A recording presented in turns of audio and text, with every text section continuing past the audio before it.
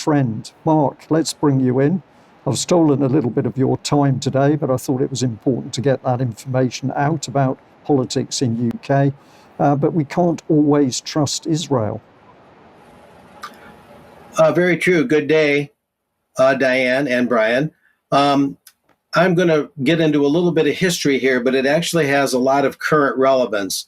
And this is about Israel's deliberate attack on a naval ship, the USS Liberty, on the 8th of June, 1967. So that anniversary just passed. I wanted to get it recognized this year.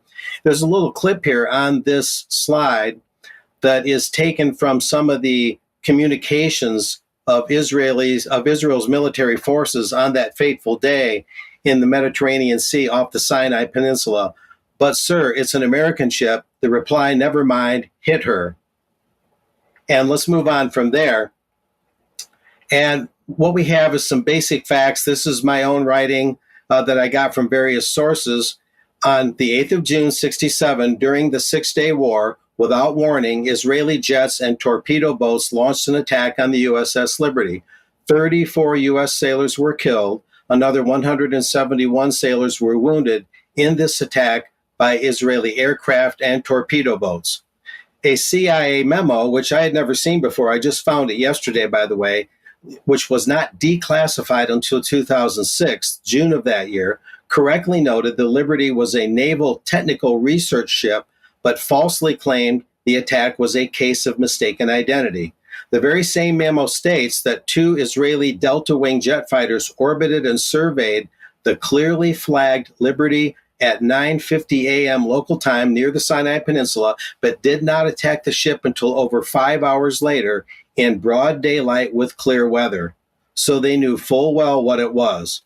Survivors such as Phil Tourney knew firsthand, and they and Dave Gahary and other honest investigators determined that this was an Israeli attempt to sink a U.S. vessel as a false flag / provocateur operation to try and draw the U.S. into Israel's war with Egypt. And here's the key part. This is very interesting. The war ended with Israel in control of the Gaza Strip, the Golan Heights, the West Bank, and East Jerusalem.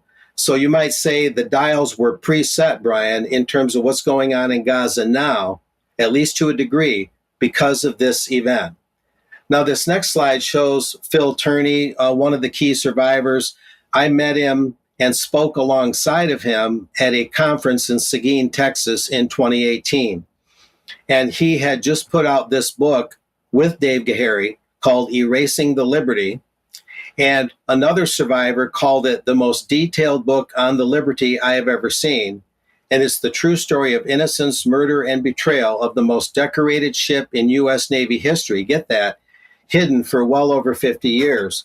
And I'll mention, before we, I believe, listen to a short musical ballad about the Liberty, I'll mention, Brian, that there was a call finally made to the Liberty to get help, and jet fighters were on their way across the Mediterranean, and they were called back by President Johnson.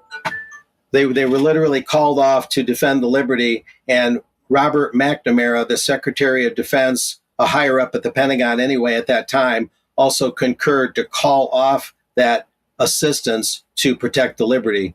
A very disgraceful thing, and the U.S. government doesn't really recognize at all Israel's true responsibility in this. And to this day, Congress wants to bring Prime Minister Netanyahu out of Israel and have him speak to Congress, where they'll give him constant standing ovations despite what's been happening in Gaza, the massive killing by the Israeli army against largely innocent Gazans, of course, most of whom have nothing to do with Hamas, and Hamas is not an organized army anyway, not a mechanized army like Israel in any way, shape, or form.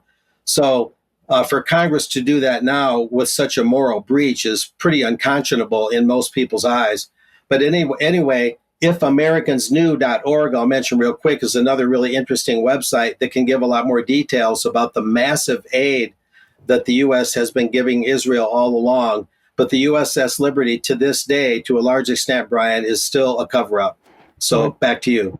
Mark, thank you very much. I'm going to hold the little music clip until extra time. We're going to be talking about this segment more in UK column extra, but I'll hold that clip.